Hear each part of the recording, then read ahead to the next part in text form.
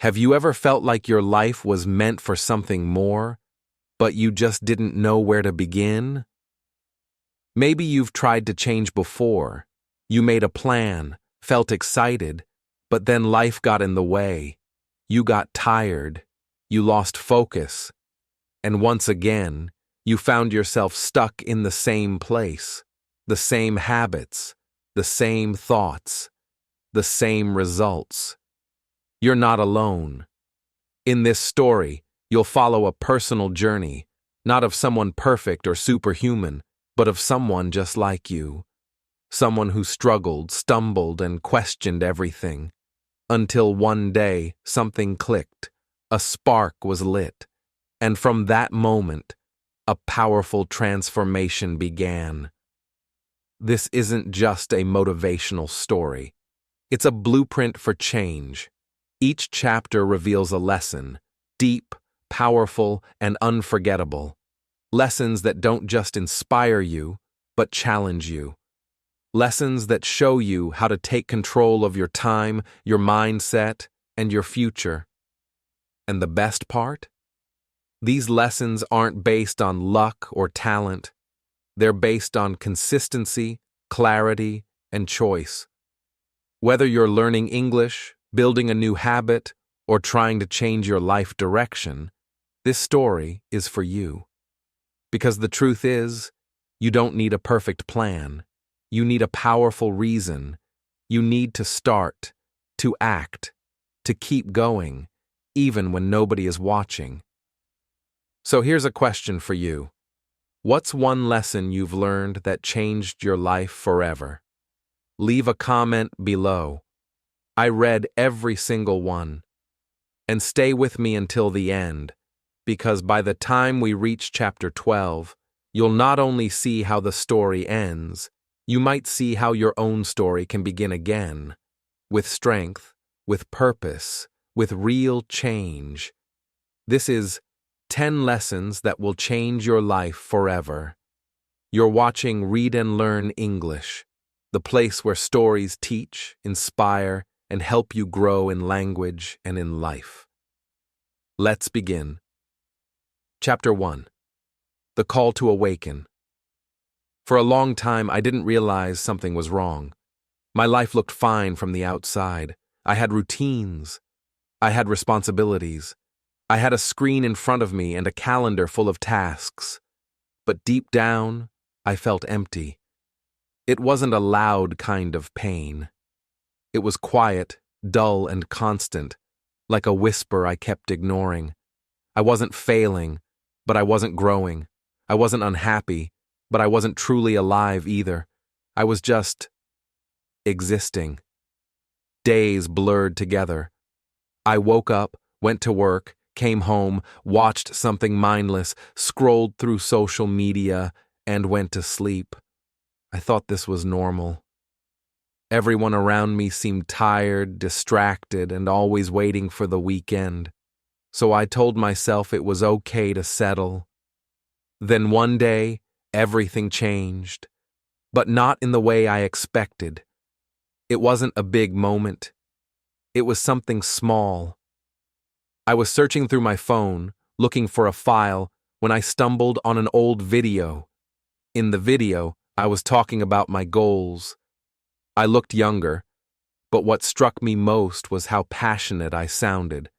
I had energy in my voice and fire in my eyes. I watched it again, and something inside me twisted. That version of me had dreams. That version believed in possibilities. I looked at my current self and felt like a stranger. That was my first mirror. The moment I truly saw how far I had drifted from who I once wanted to become. A few days later, I had coffee with someone I admired. I shared some of my thoughts, how I felt lost, unmotivated, unsure. They listened quietly, then said something simple but powerful. Comfort zones are dangerous. They feel safe, but they kill your potential. Those words hit me like lightning. I went home and wrote them down. That was my reminder. the second nudge from life that something needed to change. Soon after, I ran into someone I hadn't seen in years. They looked worn out, like life had slowly drained them. We talked briefly, and everything about their energy felt heavy. Later that night, I realized something terrifying. I was on that same path, not because of some big failure, but because I was doing nothing to grow. That moment became my warning, the third message I couldn't ignore. A mirror, a reminder, a warning, 3 signs, back to back. I knew I couldn't go on like before. Something had to shift. I didn't know exactly what to do, but I knew I had to wake up. So I sat down with a notebook and wrote one sentence. I refuse to live on autopilot. That became my new truth. I didn't need a grand plan. I just needed to take ownership of my life again. At first, it was scary.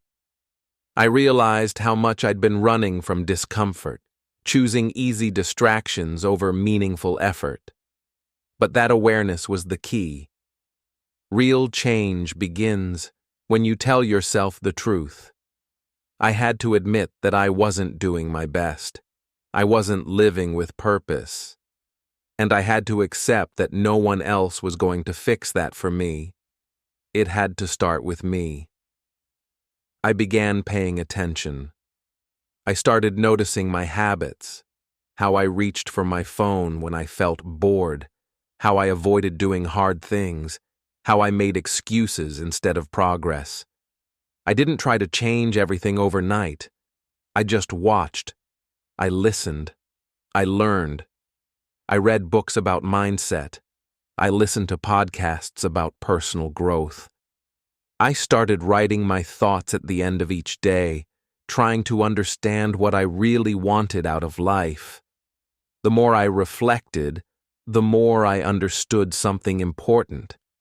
I didn't need more motivation. I needed consistency. Motivation comes and goes. But if I could do one small thing every day, just one thing that moved me closer to my goals, I could build something powerful. That thought was the beginning of a new mindset. Not one based on instant results, but one built on long-term vision. I also began talking less about my dreams and doing more. I stopped waiting for the perfect time. I stopped trying to feel ready. I realized that action creates clarity. Every small step gave me more strength, more understanding. I started showing up for myself in ways I hadn't in years. I wasn't perfect. I made mistakes, but I kept going. The call to awaken doesn't always sound like a roar. Sometimes it's a whisper, a quiet feeling that you're meant for more. If you listen closely, it gets louder. And if you follow it, it will take you somewhere new. That's what I did. I stopped hiding from myself. I stopped numbing the discomfort.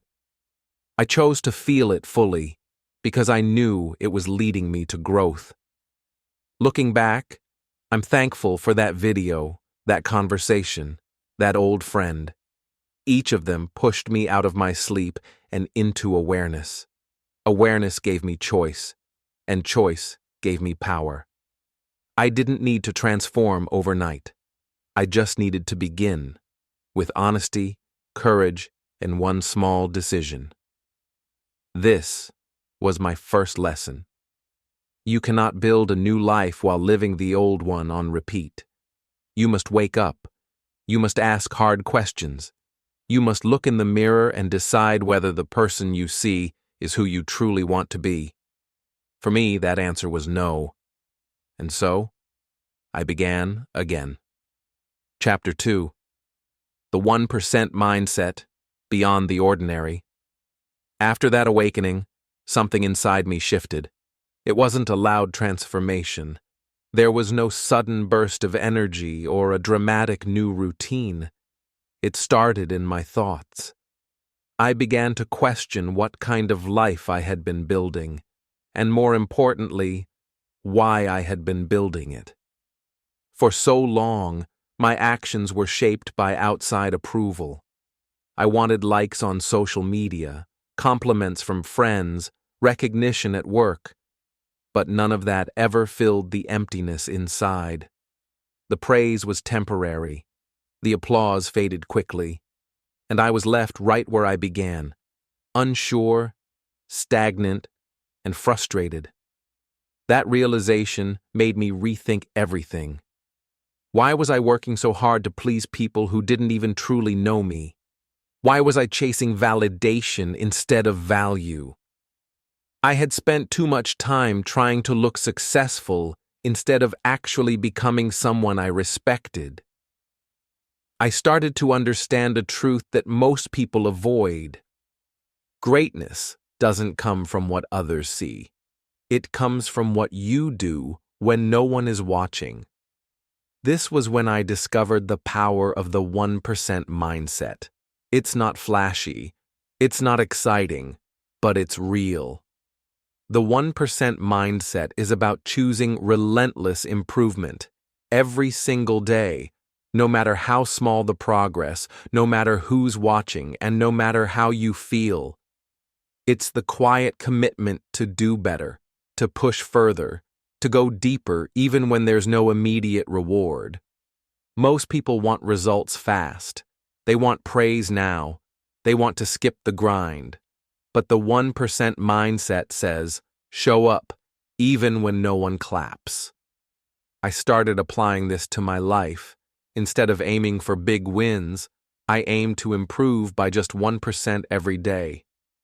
If I couldn't write for an hour, I'd write for 10 minutes. If I couldn't read a full chapter, I'd read a page. If I felt too tired to work out, I'd just do 5 push-ups. These actions seemed small, almost meaningless, but I did them anyway. Day after day, no shortcuts, no excuses, and that was the breakthrough. I began to feel different, not because I had achieved something huge, but because I was finally doing things for myself. This wasn't about proving anything to anyone anymore. It was about proving something to myself, that I could be disciplined, that I could be consistent, that I could build trust with the person in the mirror. And slowly, that trust grew. I began to respect my own effort, even when no one else noticed. That inner respect became fuel. I didn't need validation to keep going. The process itself became the reward. I also became more selective with my time and attention. I stopped chasing trends. I stopped comparing my progress to others. I started asking better questions. Did I grow today? Did I challenge myself? Did I act with intention? If I could say yes, I felt peace. That peace was worth more than any like or compliment. It came from within, and no one could take it away. Of course, some days were harder than others. The voice of doubt still visited me. It whispered things like, "You're not doing enough," or "This isn't working." But I kept going, because I had learned something powerful. Doubt is not a sign to stop. It's a signal that you're stepping into growth. And the only way to quiet that voice is with consistent action. Show up again, move forward again. That's how you win. The 1% mindset taught me to fall in love with the process, not the finish line, not the outcome, just the act of showing up and doing the work. It's not glamorous. You don't get medals for it. But day by day, it changes you. It sharpens your mind. It strengthens your will. It builds an identity that says, I am someone who doesn't give up. I began noticing something else, too. When I focused on process over praise, I actually became more productive. I wasn't wasting energy on what others thought. I wasn't paralyzed by fear of failure. I just did the next small thing, and then the next. And those small things added up. The results came, not from chasing them, but from honoring the work. That's the irony. When you stop needing results so badly and start respecting the daily grind, the results often follow. But even if they don't come quickly, you still grow, you still win, because you're becoming stronger, wiser, more capable. You're becoming someone who acts with purpose, not someone who waits for motivation. The world is loud with opinions and pressure. Everyone has a voice, a comment, a judgment, but the 1% mindset teaches you to go quiet, to tune out the noise, to focus on what you can control, your attitude, your habits, your choices. It teaches you that your life is your responsibility. No one is coming to save you. No one is going to hand you the life you dream of. You have to build it, slowly and patiently, one step at a time. And that's what I was doing, not to impress anyone, not to post about it, but because I finally understood that the only thing standing between the life I had and the life I wanted was consistent action, small, daily, intentional. That's it.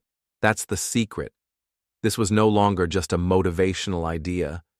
It became a way of life, a quiet revolution inside me.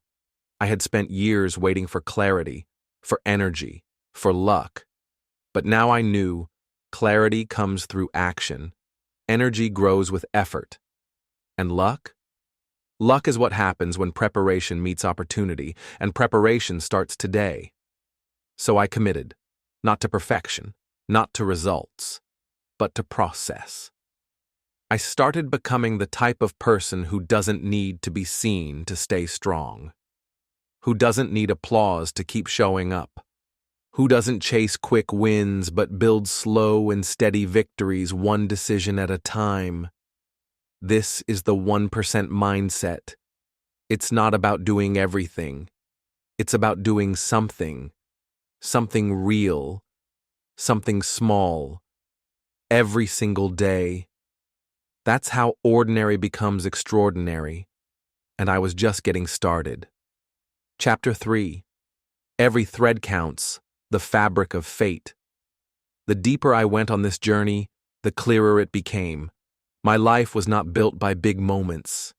It wasn't shaped by the rare, dramatic changes or the once-in-a-lifetime opportunities. It was built by the small, seemingly insignificant decisions I made every single day. The way I started my mornings, the thoughts I chose to believe, the conversations I avoided, the habits I repeated when no one was watching. These were the threads, and together they were weaving the fabric of my fate. Before, I used to wait for big breaks or magical turning points. I believed success came from a lucky chance or a powerful burst of motivation, but I had it all wrong. The truth is far more ordinary and far more powerful. The life we live today is simply a reflection of the choices we made yesterday. And if we want a different future, we need to start by making different choices now. At first, it was overwhelming to accept. The idea that I was responsible for the tiny details of my life felt like pressure. But with time, I saw it as freedom. If my future depended on small decisions, that meant I didn't have to wait for permission or a miracle. I just had to be intentional. I just had to choose well, again and again. Each moment became a chance to steer the course of my destiny. I started paying attention to the patterns in my life, the habits I had built without even realizing it. The way I reached for my phone first thing in the morning, the way I postponed important tasks just because they felt uncomfortable, the way I gave in to laziness with excuses like, "I'll start tomorrow." These weren't just habits, they were votes.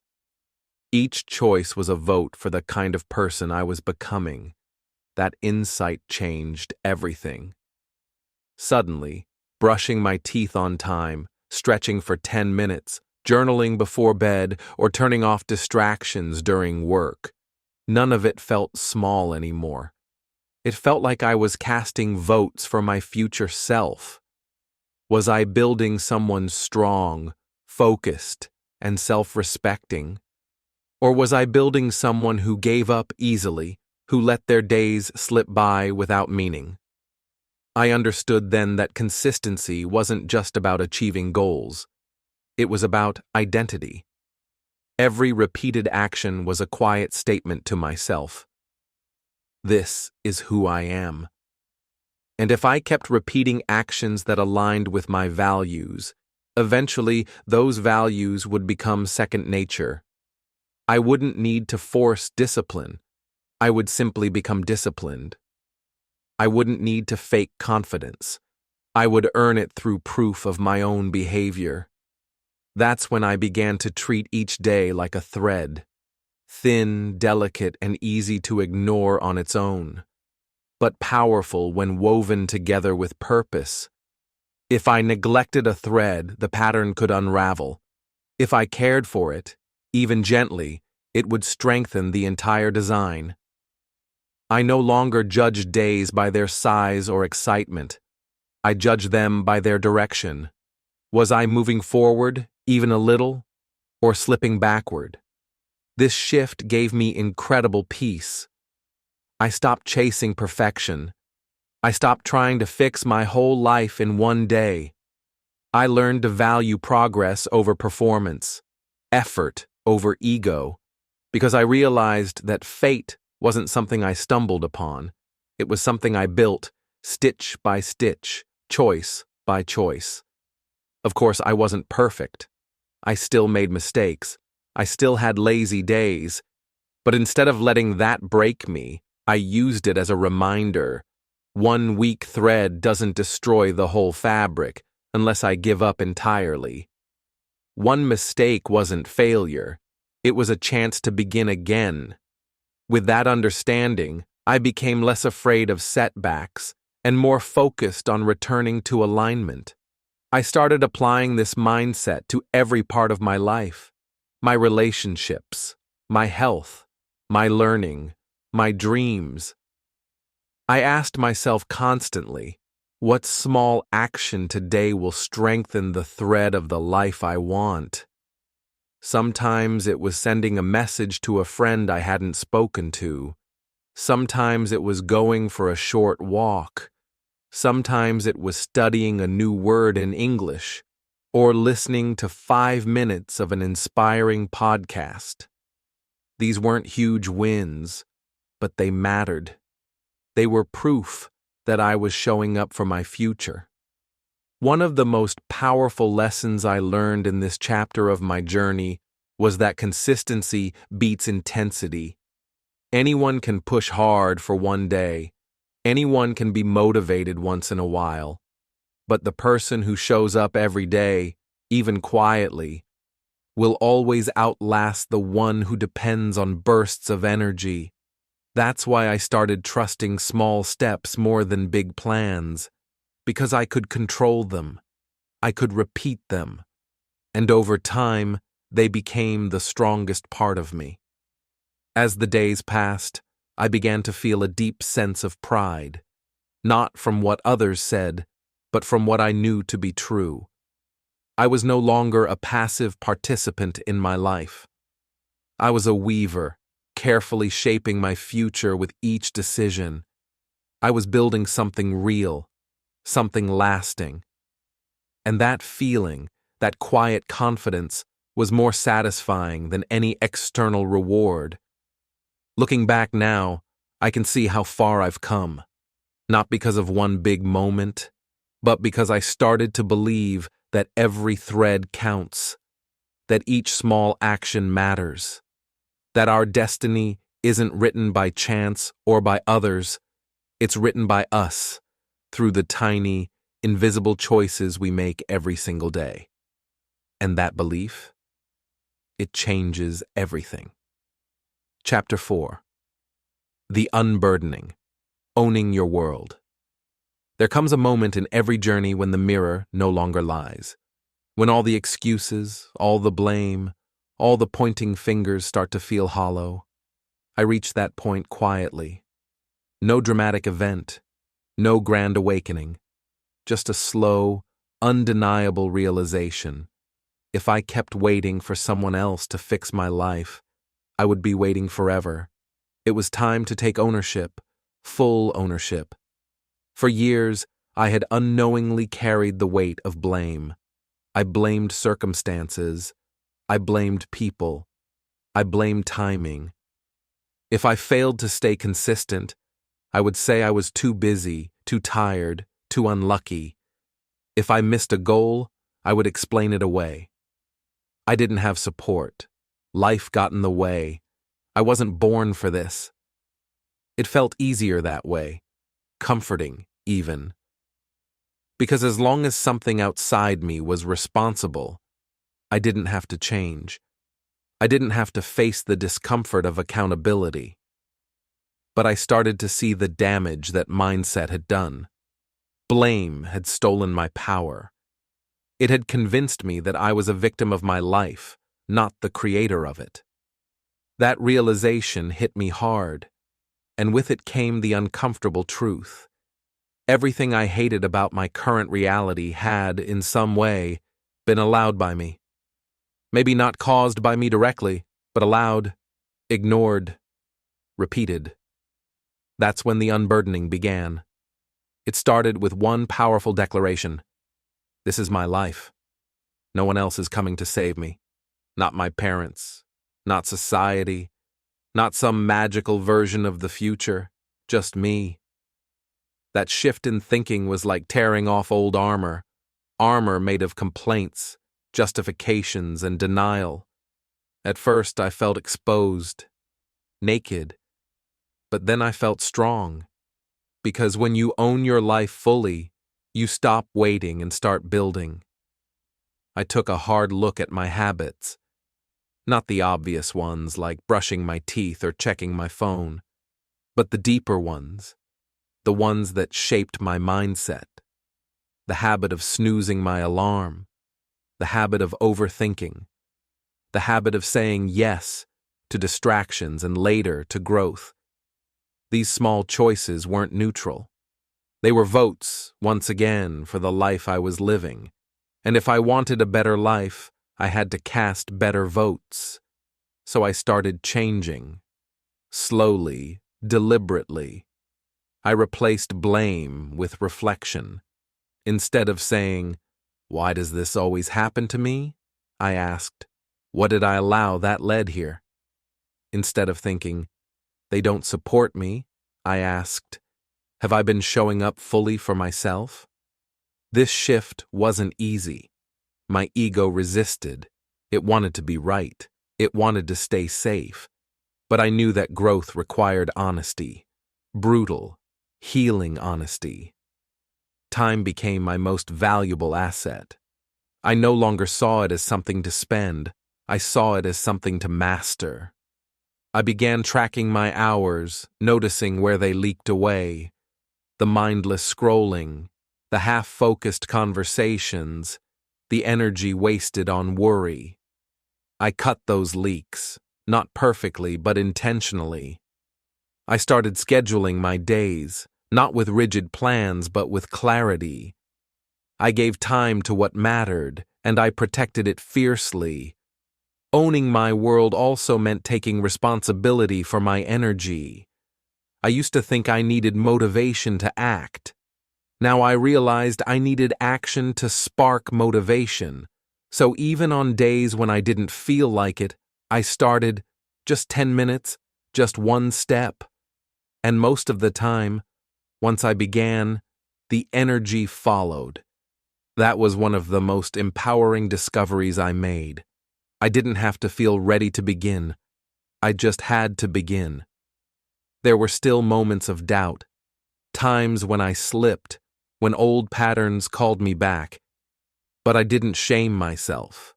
I reminded myself, This is what ownership looks like. Not perfection, but commitment. I learned to course correct faster, to forgive myself without losing momentum, to move on with grace. Taking control also meant setting boundaries. With others, yes, but more importantly, with myself. I stopped tolerating the voice in my head that said, "It's fine, just skip it." I stopped negotiating with laziness. I stopped letting my weaker impulses drive my strongest dreams. Every time I said no to comfort and yes to growth, I proved to myself that I was in charge. By the end of this chapter, I felt different, lighter. Not because life was suddenly easy, but because I wasn't carrying the weight of helplessness anymore. I was finally driving the vehicle of my life, hands firmly on the wheel. And that made all the difference. It wasn't about control for the sake of control. It was about freedom. Real freedom. The kind that only comes when you stop outsourcing responsibility and start living deliberately. I didn't need to be perfect. I just needed to be present, engaged, responsible. This was the heart of the unburdening, letting go of blame, excuses, and delay, and picking up responsibility, discipline, and vision. It was the first time in a long time that I looked in the mirror and didn't feel disappointment or regret. I felt pride, quiet, earned pride. From here, everything felt possible. Not because the world had changed, but because I had. Chapter 5. The Ascent. Embracing the pain. Change always sounds beautiful from a distance. It's easy to admire the idea of transformation, the success, the strength, the confidence. But when you actually begin climbing the mountain, you discover a hard truth. Growth is painful. Not just physically, but mentally, emotionally, and spiritually. This chapter of my life was exactly that, an ascent, and it hurt. The first thing I noticed was resistance, everywhere, in my body, in my mind, in my habits. Waking up earlier was a battle. Staying focused for long stretches felt like running a marathon with no finish line in sight.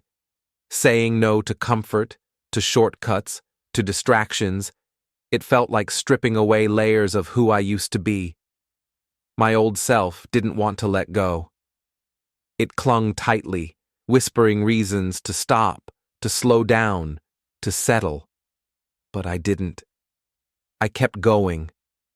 I remember the quiet evenings when I sat at my desk, eyes tired, mind foggy, tempted to just quit for the day.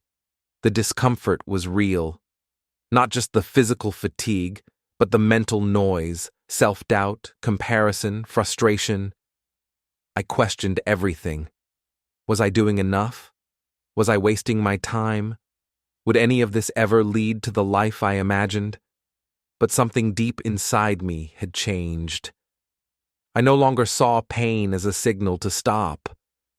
I started seeing it as a sign I was on the right path. It helped to reframe how I thought about struggle. Before, I thought pain meant failure. Now I understood it meant progress. Muscles grow because they tear. Skills sharpen because they're challenged. Discipline strengthens because it's tested. Growth was not supposed to feel good. It was supposed to feel real. I learned to embrace the soreness in my body after pushing past limits. I welcomed the silence that came with focus. I made peace with the loneliness that often walks beside ambition. These weren't signs of weakness. They were signs of elevation. I was no longer living below my potential. There were setbacks, days I slipped, moments when I gave in to old habits, fell behind, or doubted my purpose. But I no longer saw those moments as the end. I saw them as part of the journey, necessary stumbles on a steep climb. Each time I got back up, I grew stronger. Each time I stayed committed through discomfort, I trained a deeper part of myself. Friends didn't always understand. Some drifted away. "You've changed," they said, and they were right. I couldn't stay the same and rise at the same time. I couldn't keep everyone comfortable while making myself uncomfortable for the sake of growth. That was part of the pain, outgrowing old circles and standing alone for a while. But the rewards were subtle and powerful. I started to notice more self-respect. I began walking taller, thinking clearer, speaking with more confidence. Not because I had reached the top, but because I was finally climbing. There's something noble in trying, truly trying. I felt it every time I pushed past a limit I used to obey. I became more honest with myself. When I failed, I admitted it. When I felt weak, I faced it. There was no hiding in this phase of life. You can't lie to yourself when your goals demand everything from you. Growth strips away illusions. It demands rawness. I met myself there, in that rawness, and finally saw someone I could trust. The hardest part wasn't the work. It was showing up when there were no immediate results, when days blurred together and progress felt invisible, when motivation faded and discipline was all I had left. That's when I discovered something most people never learn. Consistency is courage. Doing the right thing when no one's watching, when no reward is guaranteed, that's real bravery. Each day I pushed further. I unlocked a new part of myself. I realized that pain didn't break me. It built me. It made me resilient. It taught me patience. It helped me silence the noise and listen to what mattered. Every step beyond comfort became a vote for the future I wanted. Every moment of discomfort became a seed for greatness. Now, when people ask how I've changed, I tell them, I stopped avoiding pain and started using it. I stopped fearing struggle and started respecting it. I stopped chasing ease and started climbing the hard way. Because the top of the mountain isn't crowded. Most people give up halfway. Most people run from the very thing that could shape them. But I didn't want to be most people. I wanted to be me, the strongest, clearest, most disciplined version of myself. And so I climbed. And I'm still climbing. Chapter 6. From Dream to Deed, the Forge of Action. Dreams are beautiful. They give us hope, vision, and purpose. For the longest time, I lived in the glow of my dreams. I'd write them down, visualize them, talk about them. I knew exactly what kind of life I wanted, who I wanted to become, what I wanted to achieve. But eventually, I had to face an uncomfortable truth. Dreams, by themselves, do nothing. Without action, they are just stories in our minds. To move forward, I had to take those glowing ideas and drag them into the messy, real world of effort, discipline, and repetition. This was the chapter where things got real. No more planning endlessly, no more waiting for the perfect moment. It was time to show up, to do the work, every day. It began simply. I picked the one thing I knew mattered most for my goal and made it non-negotiable. Some days, it was writing for an hour. Other days, it was studying, working out, or practicing a skill. The task itself changed depending on my goal, but the rule stayed the same. Do it, no matter what. At first, it felt exciting, like I was finally living in alignment with my ambitions. But that excitement faded fast. After a week or two, the grind set in. The initial energy disappeared, and what remained was routine, sometimes dull, often tiring, occasionally frustrating. But this time, I didn't stop. I reminded myself, this is the forge. This is where dreams either melt or become unbreakable. I didn't always feel inspired, but I showed up. I didn't always do it perfectly, but I did it anyway. I made peace with repetition. I stopped chasing novelty. The same actions, done again and again, slowly built something solid. I wasn't looking for fireworks anymore. I was laying bricks. Quietly, patiently, brick by brick. Some days I built fast, other days I barely placed one. But I always built. And I learned something powerful. Action is what transforms identity. The more I acted like the person I wanted to be, the more I became that person. Not in one big leap, but in hundreds of small steps. There was no switch to flip, only effort to apply. And every time I chose action over excuses, I carved a deeper groove into my new life. It wasn't glamorous, no applause, no immediate results. But slowly, patterns formed. Progress, once invisible, began to show. I noticed changes in my mindset. I became more focused, more determined. I trusted myself more, not because I was perfect, but because I was consistent. Of course, there were setbacks. Days when I slipped. Moments when I felt overwhelmed. But instead of spiraling into self-doubt, I reminded myself, this is normal. This is what it looks like to build something real. Progress isn't a straight line. It's messy, unpredictable, and sometimes painful. But it's also worth it. There was one moment that really stuck with me. I had just finished a long, exhausting week of work. I was tired, frustrated. I wanted a break. But instead of giving in, I sat down and did my task anyway. It wasn't my best work, but it was honest. And when I finished, I felt something deeper than pride. I felt integrity. The quiet confidence that comes from doing what you said you'd do, even when no one's watching. That's when I understood the difference between wishing and working. Wishing is easy. It keeps you comfortable. It lets you stay in your imagination. But working, that's where change happens. That's where you take control of your life. Each day became a vote, a choice. Stay the same or move forward. And even when it felt slow, even when it felt like nothing was happening, I kept voting for the future I believed in. Because real growth isn't about sudden breakthroughs. It's about steady action in the face of resistance. It's about continuing when it's hard, staying grounded when it's boring, and trusting the process even when results are invisible. And somewhere in the middle of all that, I realized I was no longer just dreaming.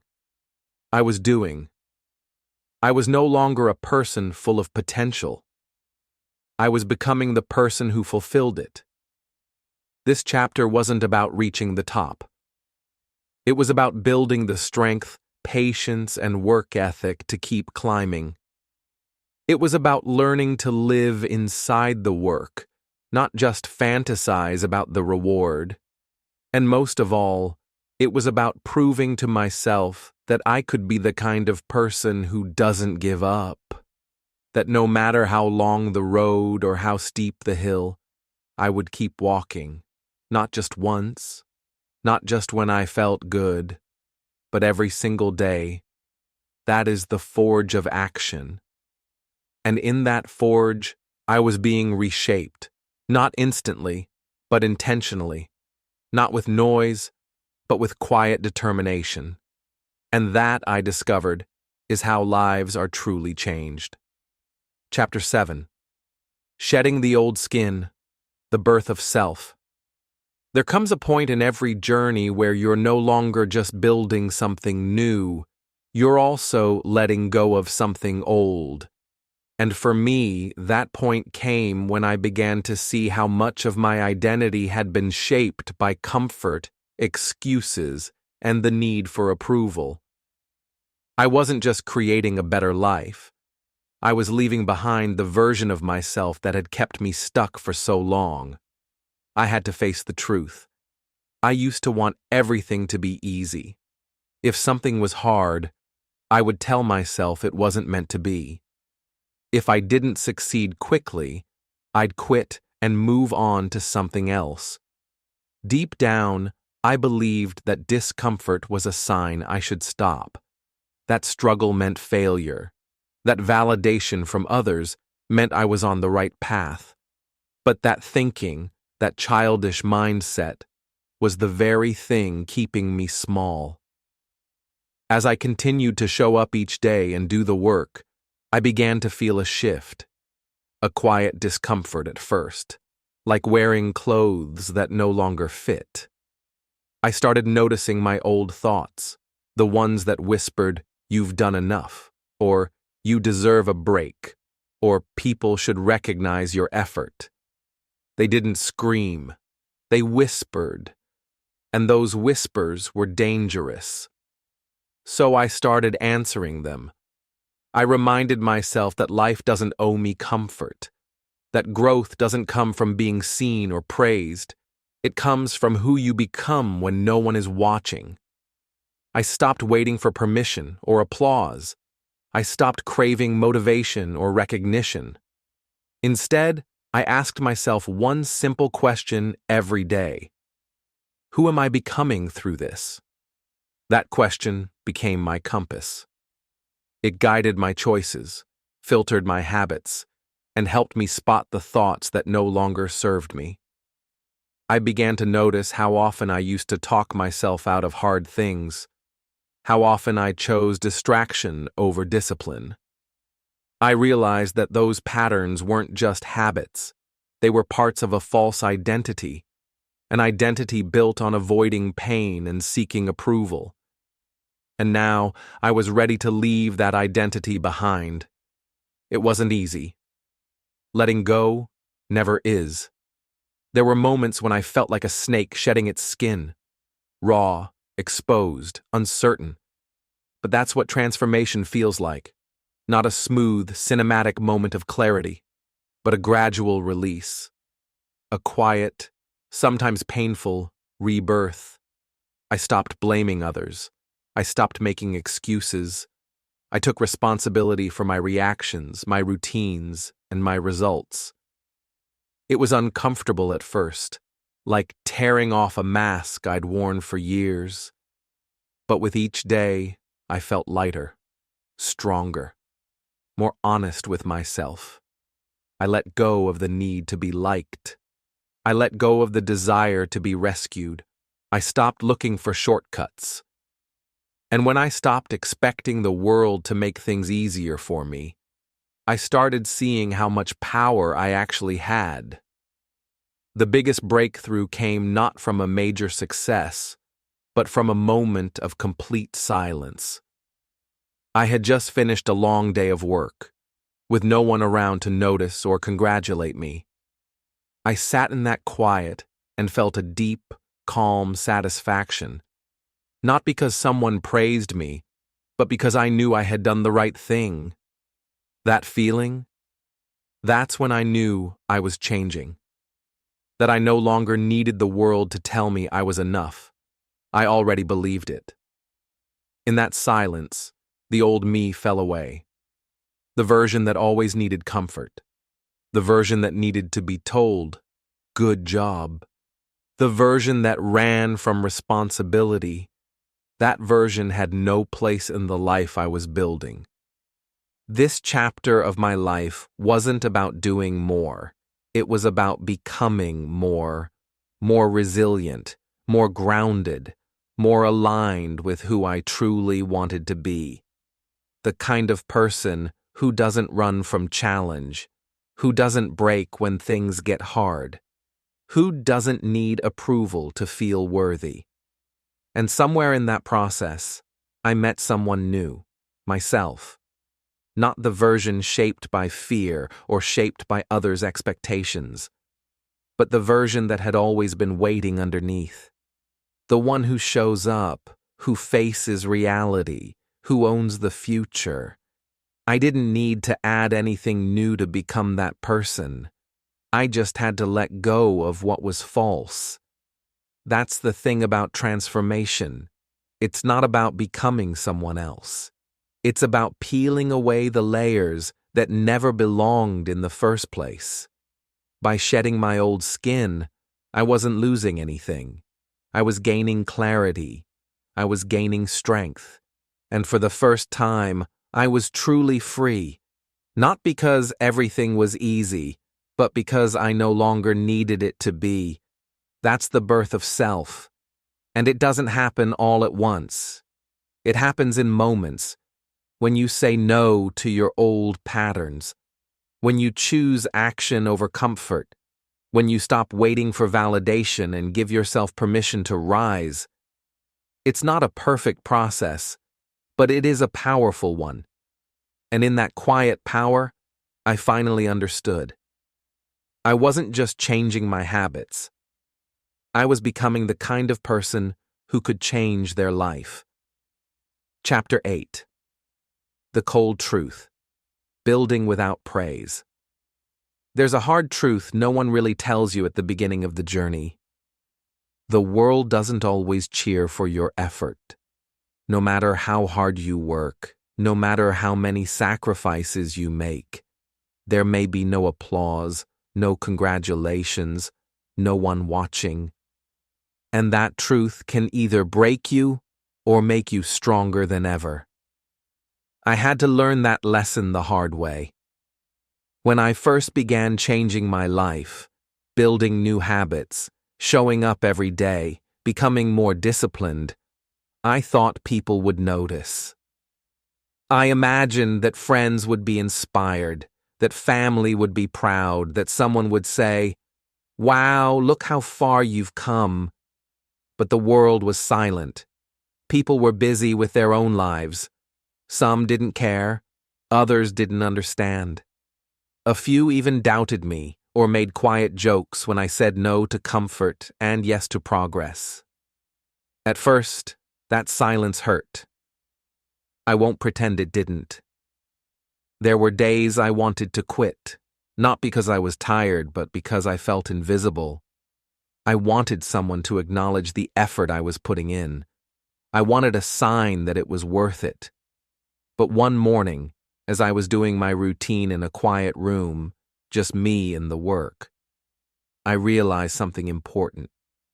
No one is coming to clap for you. And more importantly, they don't need to. I looked in the mirror and saw someone who had already changed. Not because others noticed, but because I had.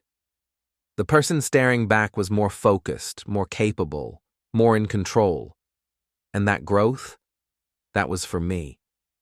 That's the cold truth I had to accept. Praise is a bonus, not the purpose.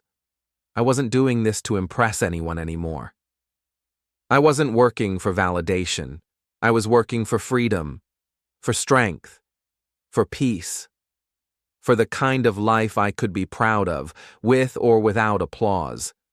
Once I stopped expecting recognition, I became unstoppable. I didn't waste energy hoping someone would notice. I didn't chase praise. I chased progress. I celebrated in silence. I kept my head down and worked while others waited for motivation. And every day, I kept my promise to myself. I built something more powerful than approval: self-respect. I began to see how much time I had lost in the past, waiting to feel ready, waiting to be encouraged, waiting to be noticed. But when I let all of that go, I gained something priceless: independence. I no longer needed anyone to believe in me because I had learned to believe in myself. The truth is, most of your progress will happen in private. Most of your transformation will go unseen. There won't always be an audience, and there shouldn't be. Because the deepest growth happens in silence, in effort, in solitude. This is where true power is forged. Not on a stage, but in the shadows. Not when everyone sees you, but when no one does. That's when it counts. That's when you find out who you really are. I stopped waiting for people to tell me I was doing great. I stopped hoping for understanding or support. I became my own coach, my own motivator, my own standard. And I started to enjoy the quiet. Because in that quiet, I heard the only voice that mattered. Mine. There's a kind of freedom in letting go of the need for praise. When you stop needing applause, you start building for the right reasons. You build because it matters, because it's right, because it leads you where you want to go. And once that clicks, there's no going back. I no longer needed the world to validate my efforts. The work itself became the reward, the progress, the discipline, the growth. Those were the only trophies I needed. And in that shift, I found strength that no applause could ever give me. This chapter of my life taught me that quiet builders become loud results. That just because no one is watching doesn't mean you're not winning. And that the most valuable victories are the ones earned in silence, without a spotlight. So if you're building something right now and no one sees it, keep going. If you're changing your life and no one says, "Good job," keep going. If you're working on yourself in the dark, without praise, without pity, keep going. Because you're not doing it for them. You're doing it for the person you're becoming. And that person, they're worth it. Chapter 9. Becoming the Phoenix. Unrecognizable transformation. Change doesn't happen all at once. It's slow, subtle, and often invisible to the outside world, until one day, it's not. One day you wake up, look in the mirror, and realize the person staring back is not who you used to be. The way you think, the way you move, the way you respond to the world. It's all different. And in that moment, you know, you've become someone new. That's exactly what happened to me. There was no grand announcement, no dramatic scene, just a quiet morning, like many before it. But when I looked at myself, really looked, I didn't recognize the person I had once been. The doubts, the laziness, the constant need for comfort. They had burned away, and in their place stood someone stronger, sharper, and more certain. I had demolished the old version of myself, the one who waited for the right time, who needed permission, who made excuses. He was gone. He had been slowly torn down with each workout, each journal entry, each moment I showed up when I didn't feel like it. He died in the early mornings, in the cold showers, in the nights I spent studying instead of scrolling. And just like the phoenix, something new had risen from the ashes. This new version of me didn't care about fitting in or being liked. I didn't need approval to stay on track. I had created my own standards, my own rhythm, my own reasons to keep going. My goals were no longer about escaping the old life. They were about building something far greater than I had imagined when I first began. The transformation wasn't just mental or emotional. It became physical, too. My posture changed. My energy shifted. I walked with more certainty. I spoke with more clarity.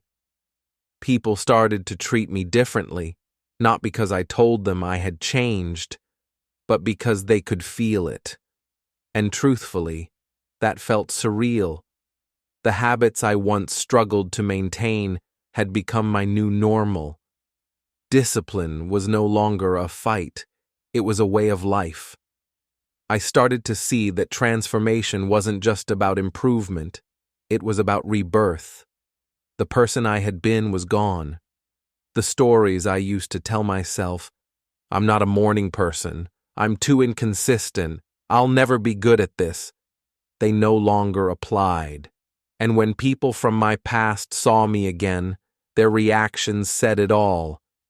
You've changed, they said. Some meant it with admiration, some with surprise, a few even with confusion, but none of them could deny it. I wasn't who I used to be.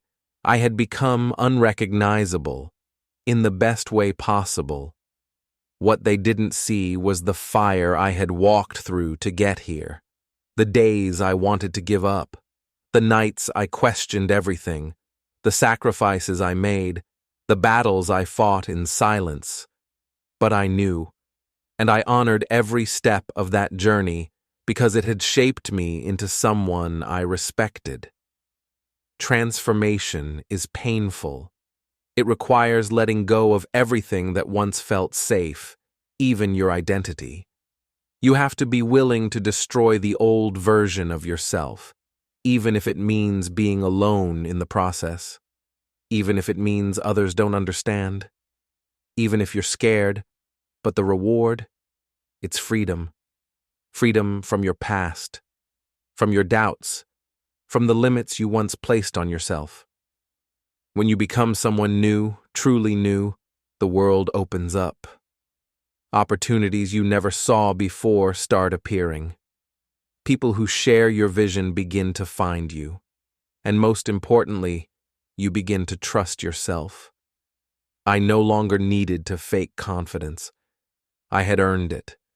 I no longer had to imagine the life I wanted. I was living it.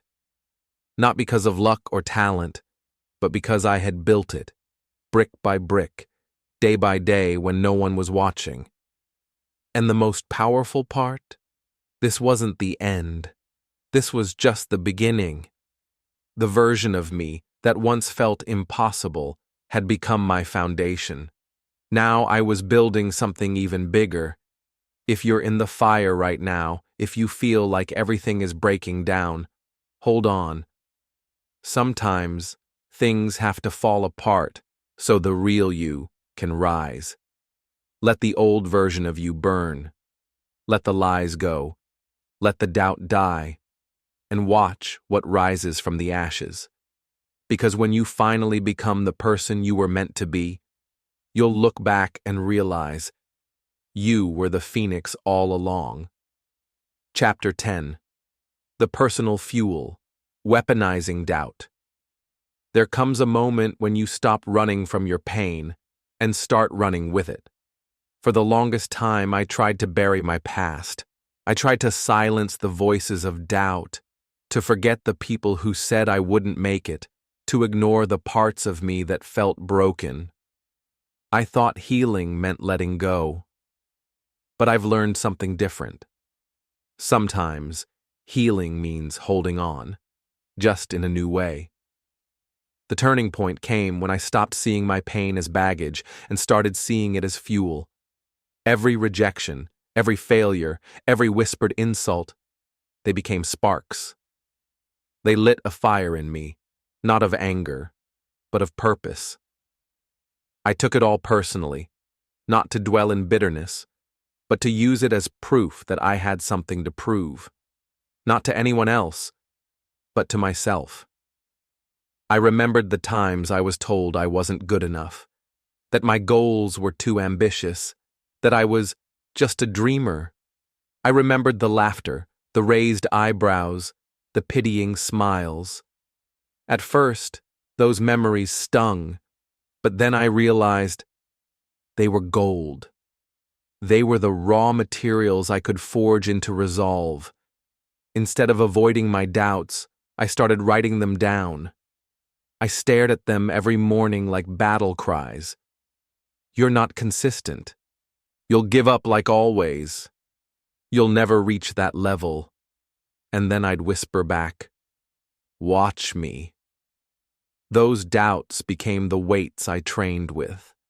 I didn't need external motivation anymore. I had my own history to rewrite. Every painful moment became a lesson. That time I failed an important exam, it taught me how to manage pressure. That friend who left when I started to change, it showed me who I could become without needing approval. That job I didn't get, it gave me space to build something bigger. I no longer ran from these stories. I owned them. And that ownership gave me power. People often say, don't take things personally. But I did. I took them personally in the best way. I used them to fuel my commitment, to sharpen my focus, to remind myself why I couldn't quit. Not now. Not ever. And yes, it was controversial. Some people didn't understand. They said I was being too intense, that I should let the past go. But what they didn't see was that I had let go of the pain, the anger, the need for revenge. What I held on to was the lesson, the drive, the reason. Doubt didn't destroy me, it transformed me. Each day I channeled it into action. I trained harder, I studied longer, I worked smarter. Not because I needed to prove the doubters wrong, but because I needed to prove myself right. I needed to know that I was capable of becoming everything I believed I could be. And the beauty of it all? That doubt never truly goes away. But now, instead of being my enemy, it rides beside me like an old friend. It whispers, "Are you sure you can do this?" And I smile and whisper back, "I wasn't. But I'm doing it anyway." The pain from my past no longer weighs me down. It fuels me forward. It reminds me where I came from, what I've survived, and how much more I can become. Every scar is a sentence in my story. Every setback is a seed I planted for something greater. People often search for motivation, but the most powerful source is already within you. It's the wound you carry, the voice that said you couldn't, the moment you almost quit. That is your fuel. If you're brave enough to carry it differently, it will carry you to places you never imagined. So now, when I set my goals, I no longer say if, I say when. And when I face obstacles, I don't ask, why me? I ask, how can I grow through this? Because I know I've been here before, and every time I've risen stronger. This is the lesson. Your past does not define you, but it can drive you. Your doubts do not limit you. They can liberate you. If you choose to own them, use them, and turn them into something powerful, there is nothing, absolutely nothing, you cannot overcome. Chapter 11. The relentless pulse, time's unyielding march. There's a sound that never stops, though we rarely hear it. It doesn't scream. It doesn't ask for attention, but it's always ticking, the soft, relentless beat of time passing. For most of my life, I ignored it. I assumed I had years to figure things out, that I could start tomorrow, that there was no rush. But then one day, it hit me. Time doesn't wait. Not for me, not for anyone. It didn't come as a dramatic moment. It was quiet, subtle. I looked in the mirror and realized I wasn't the same person I was 5 years ago. And yet, so many of my dreams were still just that. Dreams. Untouched. Postponed. Buried under excuses. I asked myself, if time is always moving, why am I standing still? That question changed everything. I started to notice the hours slipping through my fingers, the minutes lost to scrolling, to overthinking, to procrastination. I became aware of how precious each moment was, and how easily I had been wasting them. Every second I delayed action, I was letting life pass me by. And that realization wasn't just sobering, it was terrifying. Time is the most valuable thing we have, because it's the one thing we can never get back. You can lose money and earn it again. You can lose opportunities and find new ones. But time? Once it's gone, it's gone. And once I truly understood that, urgency became my companion. I no longer felt like I had time to try or see what happens. I had to move. Now. That's when I began to treat each day like a gift. Not in a romantic, poetic way, but in a practical, grounded one. I set alarms earlier. I created schedules. I limited distractions. I stopped waiting for motivation and started relying on discipline. Because every minute I spent building was a minute invested in the future I wanted. And every minute I wasted was stolen by the version of me who had given up. I stopped saying, someday. I replaced it with today, because I saw clearly that the future isn't something we enter. It's something we create, moment by moment, decision by decision. And I didn't want to wake up 10 years from now with nothing but regret, wondering what I could have done if I'd just started. This urgency didn't make me anxious. It made me focused. It wasn't about rushing or burning out. It was about respecting time, respecting the short window I have to leave a mark, to learn, to grow, to help others, to live a life I won't be ashamed of when I look back. There were days I didn't feel like working, but then I'd ask myself, if this was your last year on Earth, how would you spend it? That question forced me to choose what mattered. It made me say no to comfort and yes to meaning. It reminded me that there is no rewind button, no pause, just this moment. And what I do with it matters. The pressure of time became a form of power, a silent coach that reminded me every day, you are running out. Make it count. And so I moved with purpose. I spoke with intention. I took action, even if it was small. Because small, consistent action beats endless planning every time. People often waste time waiting for the perfect moment. But here's the truth I've learned. There is no perfect moment. The only perfect moment is the one you're in, if you choose to act. And I decided that from now on, I would choose to act. Time is not the enemy. It's the test. And it doesn't care about excuses. It only responds to execution. You either use it or lose it. I had lost enough of it already. I didn't want to waste another second. So, I started to live like every day counted, because it does. I started to build my life with urgency, not out of fear, but out of respect for the clock I can't control. I realized that the greatest tragedy isn't failure. It's standing still while time moves forward. This chapter of my journey taught me the most important truth of all. Life is not promised, but the moment you're in right now, that's yours. That's your opportunity to change, to grow, to start, to restart, to become. And when you live with that kind of urgency, when you treat every moment like it matters, you become unstoppable. Chapter 12. The Unwritten Future, a Life Transformed. There comes a point in every journey when you pause, not to stop, but to look back. As I stood at that point, I realized something powerful. I was no longer the person who began this journey. The doubts, the excuses, the fears that once held me back, they weren't gone completely, but they no longer controlled me. I had outgrown them. I had transformed.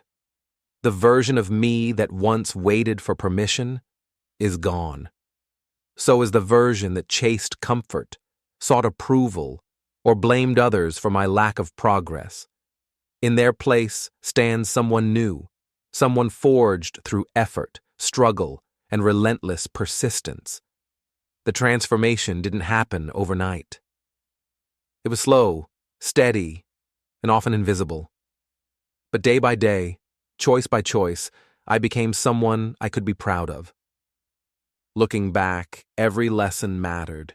The pain, the setbacks, the uncertainty, they weren't detours. They were necessary. They were the teachers I never asked for but needed most. I now understand that transformation isn't just about changing what you do, it's about changing who you are. It's about shifting the way you think, the way you act, and the way you see the world. I live with intention now. I wake up knowing why I do what I do. I don't chase empty validation or quick wins. I build slowly but deliberately. I value progress over perfection, consistency over chaos. My days aren't perfect, but they are purposeful. I know that growth is not a destination, it's a lifestyle. And yet, I don't see this as the end. In fact, I see it as a beginning, a new chapter that hasn't been written yet. My future is unwritten, and that's what makes it so exciting. I no longer fear the unknown because I trust myself to meet it with strength, clarity, and discipline. I've learned how to show up even when it's hard. I've learned that who I become matters more than what I achieve. There are still challenges ahead. Life doesn't stop testing you just because you've changed, but now I welcome those tests. I see them as opportunities to evolve even further. I know that I have what it takes, not because I'm special, but because I've done the work. I've proven to myself that change is possible, that discipline works, that time, once respected, becomes your greatest ally. I used to wonder if my life could be different. Now I know it can, because I made it so. I turned doubt into drive. I turned pain into purpose. And most importantly, I turned intention into action. That's the real secret, not waiting for the perfect time or feeling, but choosing to act anyway. Choosing to live fully, to grow endlessly. As I step into the future, I carry every lesson with me. I carry the scars and the wisdom, the clarity and the courage. And I walk forward, not as someone searching for who they could be, but as someone already becoming. My story isn't over. In fact, it's just getting started. And the best part? I get to write every word. You've reached the end of the story. But maybe it's the beginning of something bigger. If this journey taught us anything, it's that change doesn't happen in one day. It happens every day, through small choices, through quiet discipline, through the lessons we often learn the hard way. These 10 lessons weren't just part of a story, they're tools. Tools that can help you rebuild your mindset, take control of your life, and become someone even you didn't believe you could be. So ask yourself, which lesson hit you the hardest? Was it about time, responsibility, consistency? Let me know in the comments. I'd love to hear what spoke to you most. And if this story moved you, if it made you think differently or feel inspired, don't just close this video and forget about it. Save it. Share it. Come back to it when you need to be reminded of who you're becoming. Here at Read and Learn English, we do more than practice language. We practice growth. Through powerful stories, simple English, and real-life lessons that matter. So if you're ready to keep going, to keep learning, and to keep becoming, subscribe and stay with us. Your story is still being written. Make every word count. Thank you for watching. Thank you for growing. and I'll see you in the next story.